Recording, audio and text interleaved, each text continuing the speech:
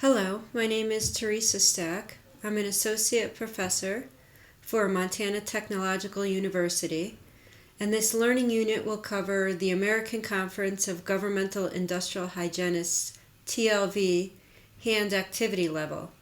And this is based on the 2019 version, which is on page 193 in the text. I am a certified professional ergonomist and a certified safety professional. If you're interested in more information regarding ergonomics, you may consider purchasing our shared text, Occupational Ergonomics, A Practical Approach. So our objectives for this learning unit are to understand the parameters necessary to evaluate the threshold limit value for handwork that is considered intensive. Also, so you can identify appropriate tasks for applying this tool, and then you'll practice using your observational methods and the tools within the TLV for hand activity level. I recommend that you have these two reference tables available for you as you're going through this learning unit. It'll help you evaluate the tasks that we will be seeing together.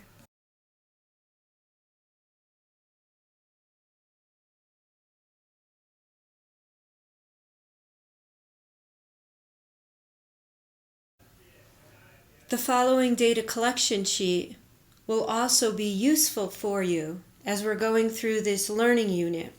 We will be evaluating bottle inspection, typing, laundry iron task, work for which cable is being assembled, almond sorting, and gas mask assembly.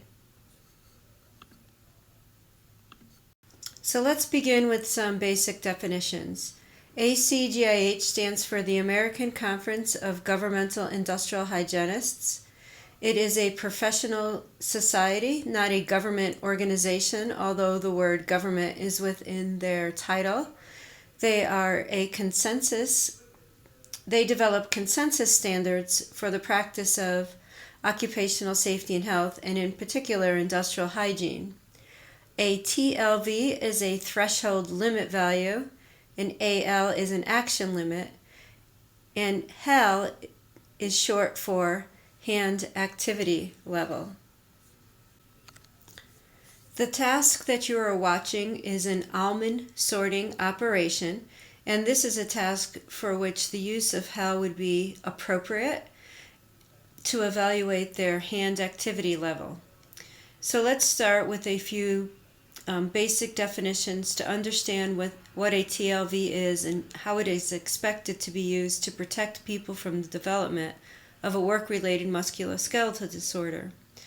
TLVs are established for physical agents to provide guidance on the level of exposure and conditions for which it is believed that nearly all workers can be exposed repeatedly day after day without an increased risk of developing a work-related musculoskeletal disorder. It should be noted that there is wide susceptibility or individual susceptibility, and that certain individuals who are exposed even at or below the TLV can have a resultant aggravation, discomfort, or develop a work-related musculoskeletal disorder.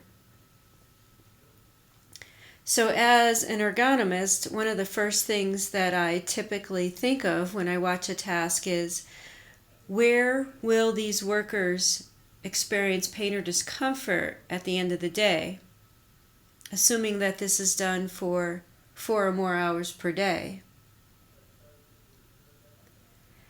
And then I try to tie those pain points on the body back to our physical workplace risk factors.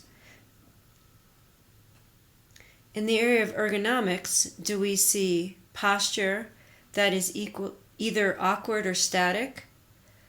High forces, that's either the force required to do the task, the internal muscle force, or the applied force, such as the load that's being held in the hands, or even a pinch grip can be a type of high hand force.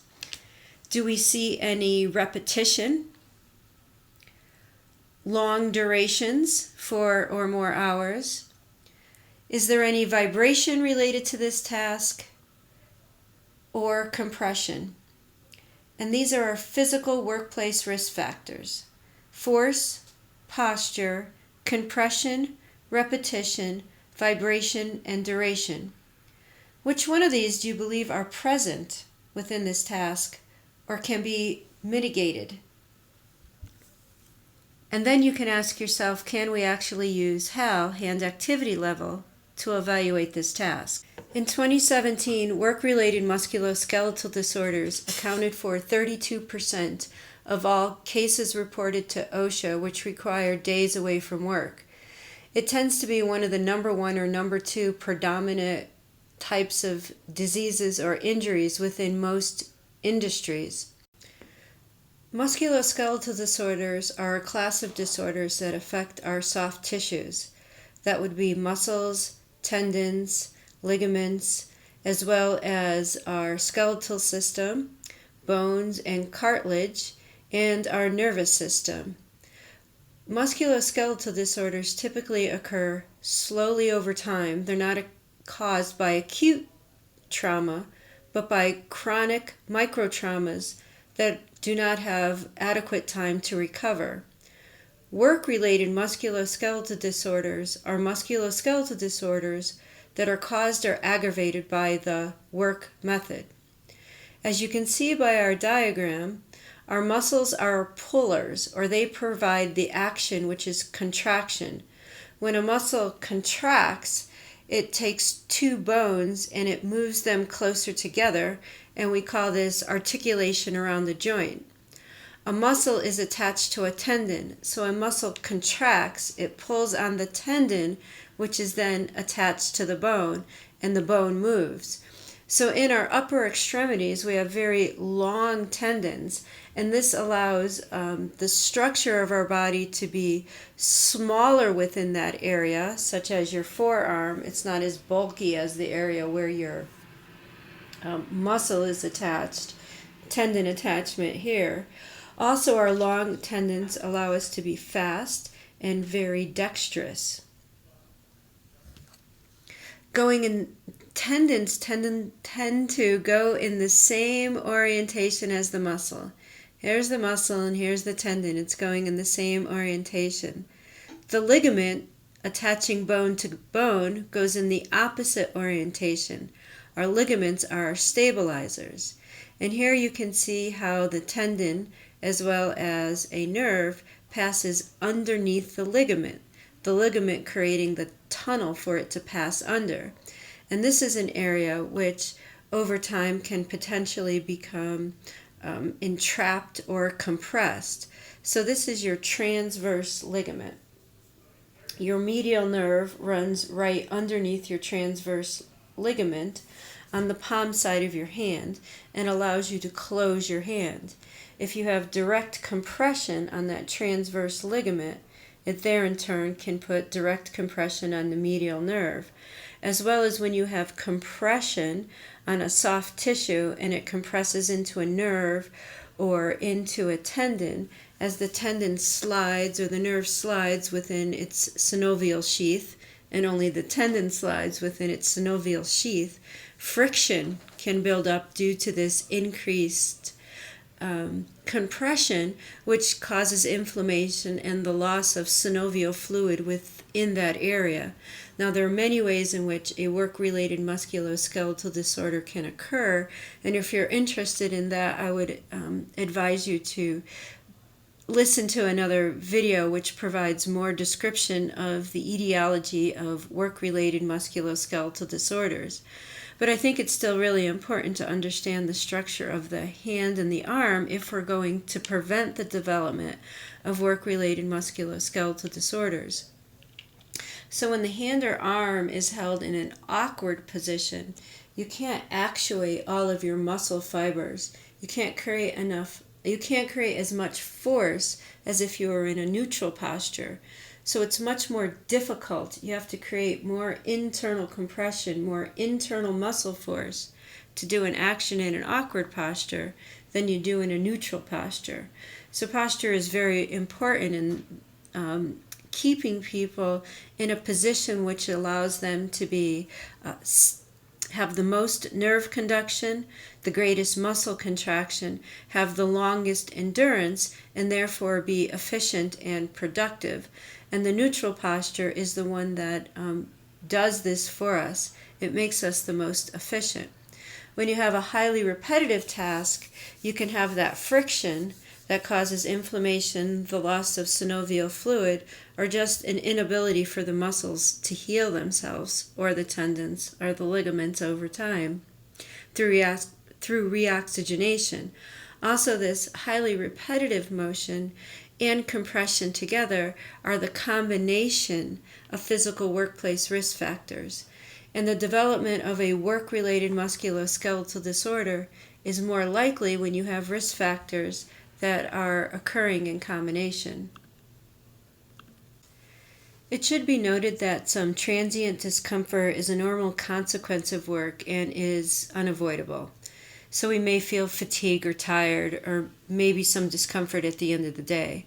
But discomfort that persists day after day, that wakes you up in the middle of the night, that is not abated by rest, that stops you from having your or from performing your after-work activities, is unacceptable, and those are absolutely signs that you may be at risk of developing or already developing a work-related musculoskeletal disorder.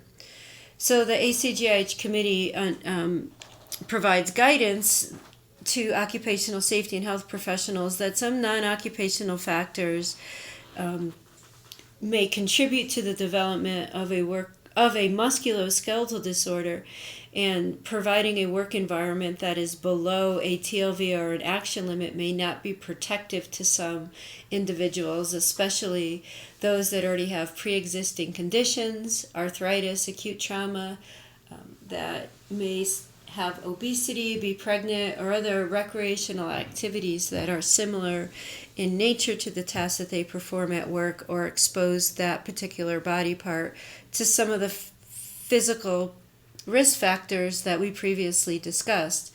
And of course, engineering controls are our leading line of defense for preventing work-related musculoskeletal disorders. So what types of jobs are likely to cause work-related musculoskeletal disorders?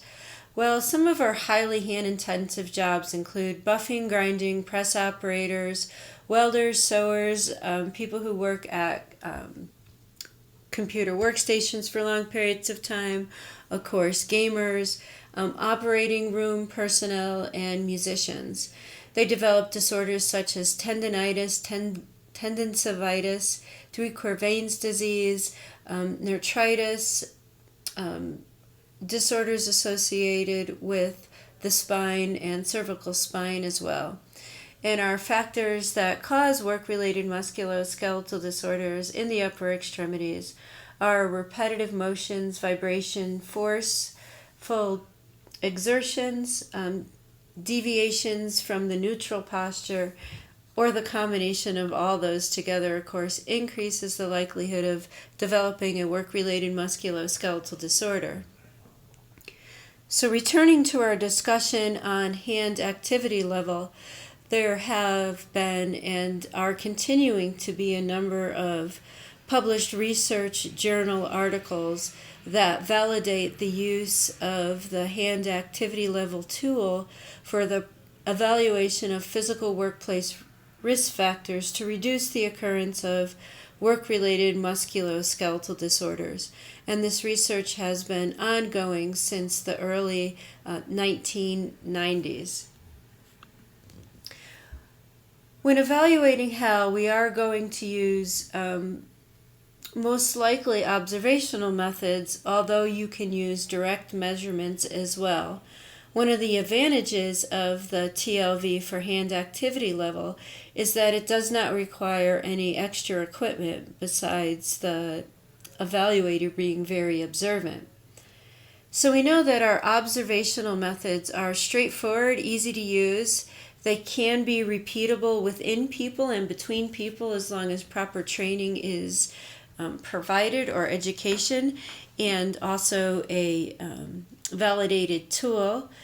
Some of the downsides, the cons, would be you have observer bias. What we see may not necessarily be the truth. We have observed bias, and that is as soon as you watch somebody in the workplace, they may change the way that they do their job. And HAL is a semi-qualitative method. It isn't fully qualitative or fully quantitative. For direct measurements, they are sometimes the testing procedure itself, placing equipment on a worker, and may change the way in which they do their job, and they may influence not only the results but the error related to the job. So they change the way they do their job. They're not doing it the same way, and therefore you're not measuring with precision, as well as some equipment can be expensive and invasive. And so HAL is a neat tool, and it allows you to use different types of measuring techniques. And we're going to use more of our observational measuring techniques during this training session. So HAL is actually a combination of two different parameters. One of them, which you see on our x-axis, being hand activity level. And hand activity level is the frequency of hand exertions that are distributed throughout the workday. On the y-axis, we have normalized peak force. And normalized peak force is the 90% of the maximum exertion force that a worker applies over the task period. And you can see the graph that was extracted from the TLV. Our dark line is our threshold limit value, and our dotted line is our action limit. And by simply looking at the chart, you can see that if you're exposed to lower repetitions, you could be exposed to more force and still be below the TLV. But as the repetition increases, so does the amount of force that a worker can safely exert and stay below the threshold limit value. So what is the process for applying hand activity level? Well, step one is to identify the tasks that are normally performed throughout the day and that have repeated hand motions. The task should occur for at least 4 hours a day, and you choose that part of the task that is representative of the work cycle. Then you select a period that represents the average activity that a person does within this highly repetitive task.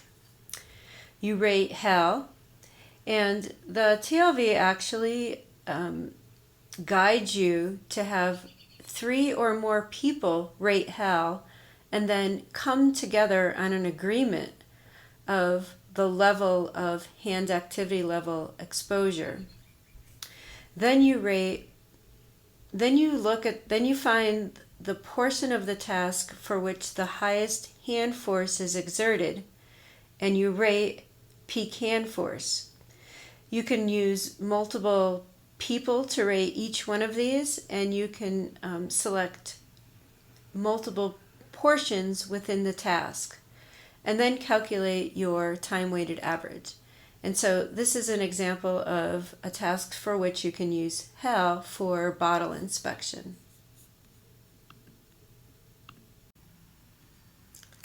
So what are our directions when we're making observational evaluations? First, observe a representative work cycle. Observe that work cycle at least 3 times. Disregard any irregular actions. So the worker takes a drink of coffee. We don't consider that. We try to look at what's representative.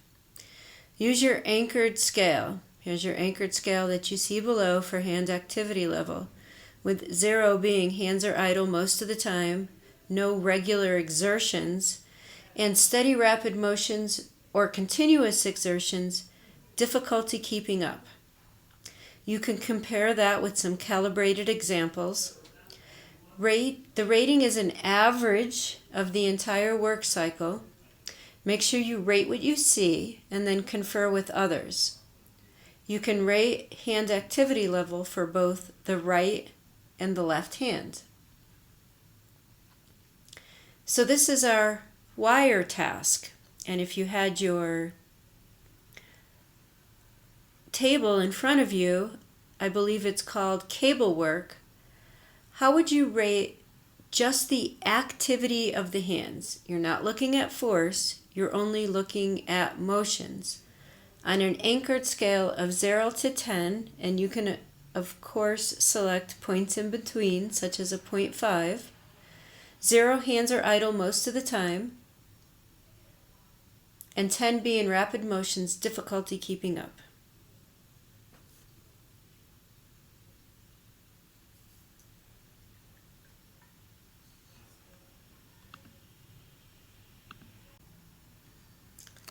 So what are our directions when we're making observational evaluations? First, observe a representative work cycle. Observe that work cycle at least 3 times. Disregard any irregular actions. So the worker takes a drink of coffee. We don't consider that. And try to look at what's representative. Use your anchored scale. Here's your anchored scale that you see below for hand activity level, with 0 being hands are idle most of the time, no regular exertions, and steady rapid motions or continuous exertions, difficulty keeping up. You can compare that with some calibrated examples. The rating is an average of the entire work cycle. Make sure you rate what you see and then confer with others. You can rate hand activity level for both the right and the left hand. So this is our wire task. And if you had your table in front of you, I believe it's called cable work, how would you rate just the activity of the hands? You're not looking at force, you're only looking at motions. On an anchored scale of 0 to 10, and you can of course select points in between, such as a 0.5. 0, hands are idle most of the time, and 10 being rapid motions, difficulty keeping up.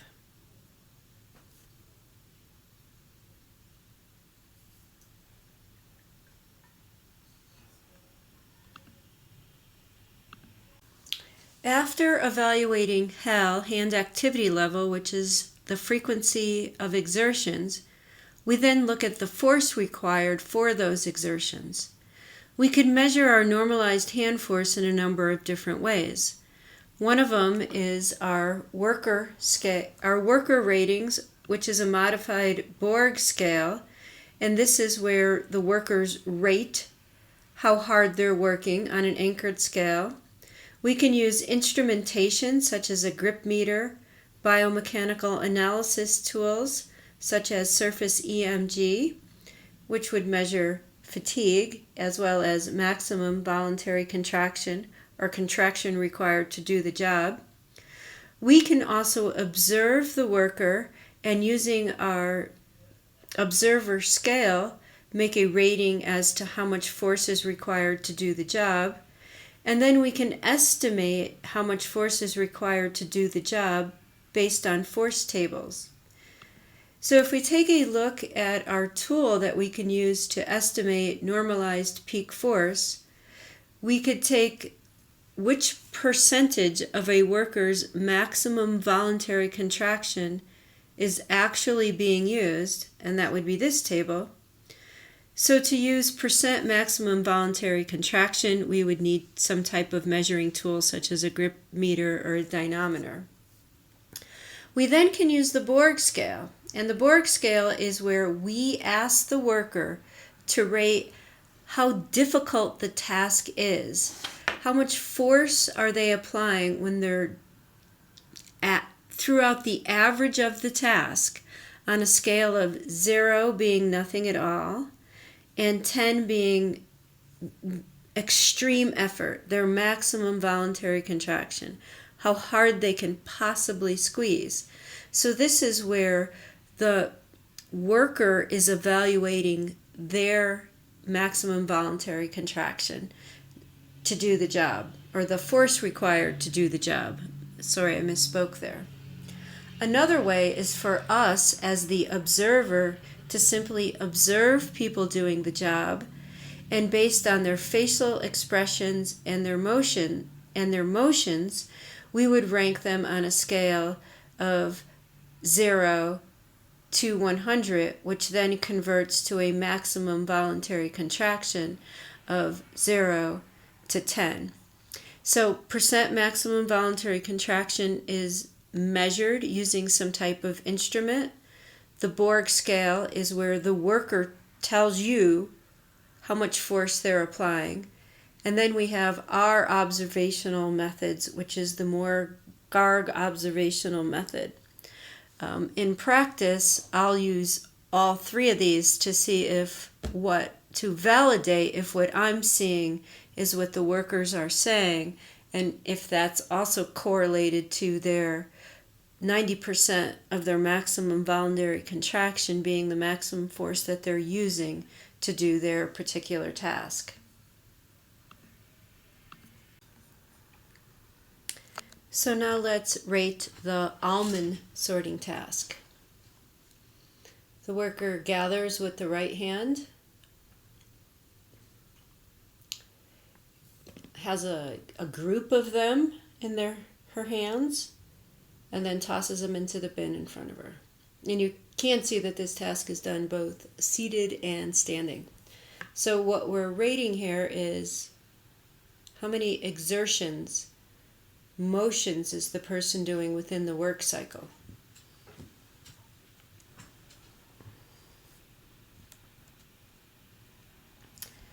So after we do our ratings for hand activity level, and that was our trained observer type ratings, then we move on to normalized peak hand force.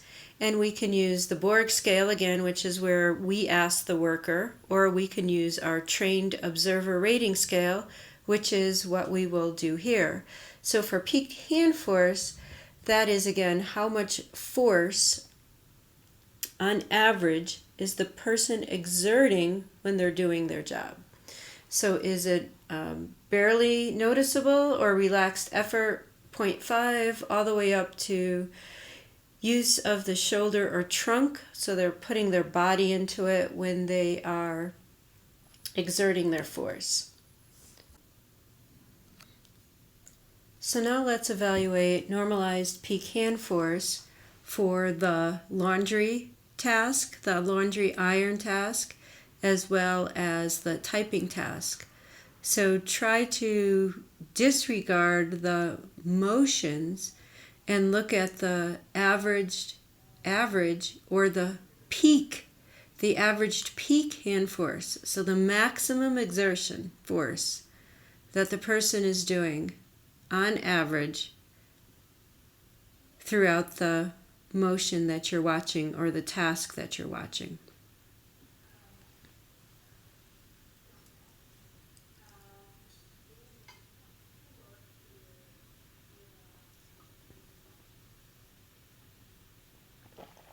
Remember to rate what you see.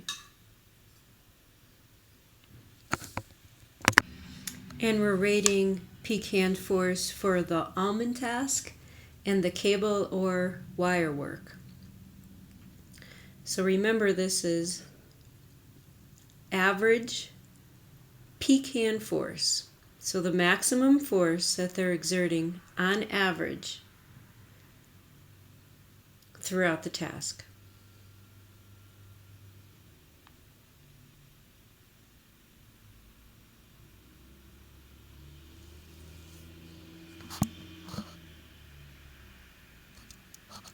And now your table should appear something like this, where you evaluated hand activity level for all of our tasks for both the right and the left hand, as well as normalized peak force for both the right and the left hand. And then as you can see in our table, there's also other considerations that we may take into account and later on adjust our evaluation of the TLV.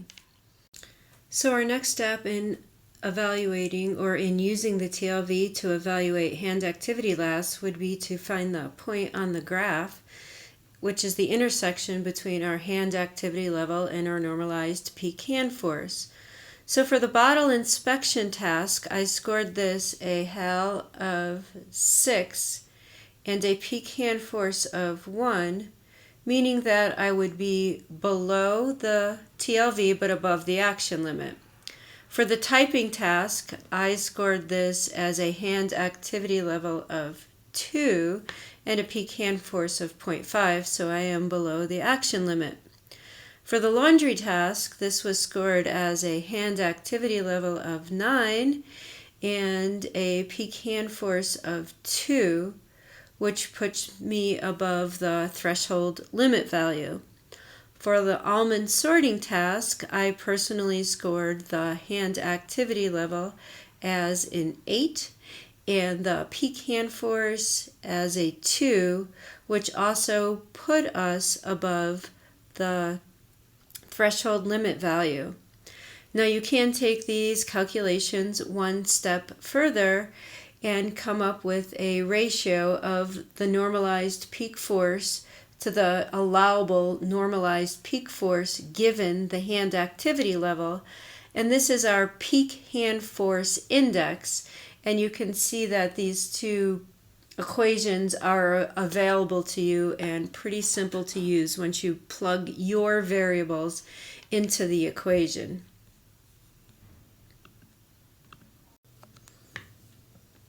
Before we make our final report out on our evaluation of the hand activity level TLV, we may adjust that TLV up, or most likely up, certainly not down, if there are other contributing factors, such as sustained non-neutral postures, wrist deviation, extension, ulnar deviation, or flexion. There's high contact stress, low temperature, or vibration, meaning that if you determine that the hand activity level for a given task was right on the borderline, very close to being a peak force index of 1 for the TLV, and there were some other contributing factors, you may adjust that number up to a peak force index of 1, which means the workers were at the TLV, or a 1.1, which means the workers were, of course, above the TLV.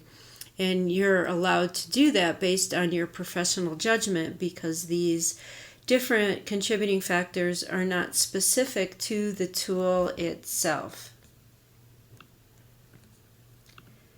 So we have one more task to evaluate. Again, you're evaluating peak hand force and hand activity level for a gas mask assembly task.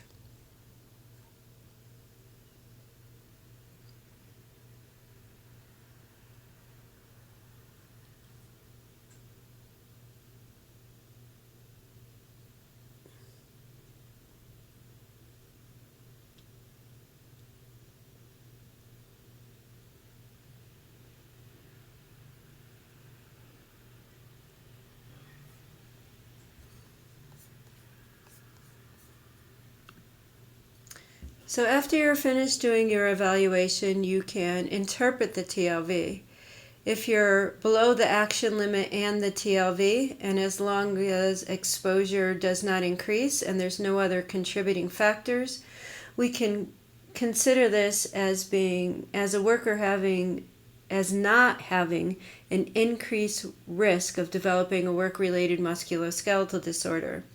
If workers are at or above the action limit, we would educate them, use surveillance methods, and try to improve some of the task parameters or job demands. If workers are in excess of the TLV, we would consider this non-compliant and put control mechanisms in place. Hopefully they would be primarily engineering controls to reduce either the hand force or the repetition to enable the job to be conducted in a safe manner. And that concludes my presentation on hand activity level. I hope you have enjoyed this series, and if you have any questions, please be sure to contact me. Have a splendid day.